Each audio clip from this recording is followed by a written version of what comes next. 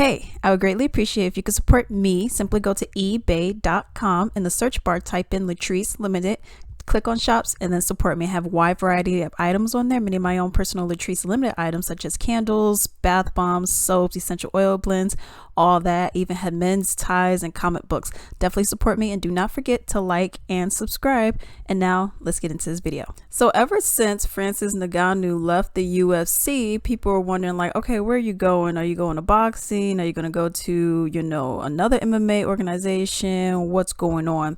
And then obviously they're like, okay, boxing is going to be with Tyson Fury. Okay.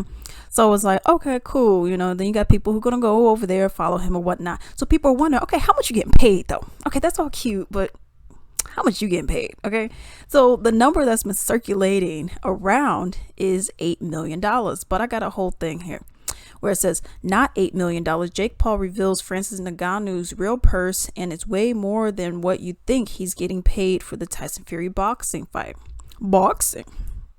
Francis Ngannou's move to PFL was criticized by a lot of people, including the UFC commentator Daniel Cormier.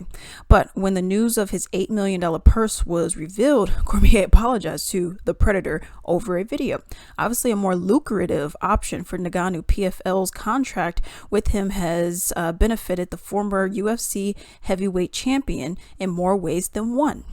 Firstly, the purse is far higher than any of his UFC fights. Secondly, there is a section in his contract that requires Ngannou's opponent to be paid at least $2 million per fight. Additionally, it allowed him the freedom to pursue his interest in boxing, and it seemed like he has made the most of it. In a recent tweet, Jake Paul said Francis got 8 figures, not $8 million. Get it right. Okay, so what that means is Francis is looking at least $10 million, at least if it's actually 8 figures. That is a lot of money. Because I was like, okay, who's the highest paid fighter, or who had the biggest purse in the UFC? And what I pulled up was Conor McGregor at $3 million. Okay, and they said that this was his fight against Khabib Nurmagomedov. So I'm like, I mean, that was a good fight. And then you had the aftermath of it, but I was like, okay, $3 million, and this is 10. Possibly at least $10 million. And it also shows you, how low UFC fighters get paid, but simply how much you have boxing fighters get paid. Boxers get paid, which I'm not a huge boxing fan myself. It's really not for me, but I respect the sport and I get it, and I get other people who like it. Cool. Just not for me. But with that, I was like, they're not making money like that. Because I remember one of the commentators said something one time. It was for the Mike Tyson fight.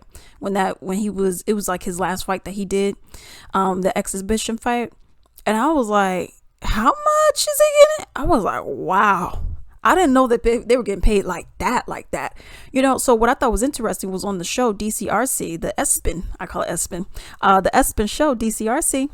I was like, because they posed a question like, okay, do you think that Ngannou will ever go back to like just MMA or stay in boxing? I believe it was Cormier that was like, what would be the point? What would be the point of you going back to MMA if in boxing you just made, if it's 8 figures, at least $10 million on a fight? Meanwhile, in boxing, what would you have? Meanwhile in MMA, what would you really have gotten? A $2 million fight? $1.5 million fight, maybe $3 million because you're more buzzwords are around your name now, maybe $3 million. So it's like, what would really be the point? But I thought that was crazy.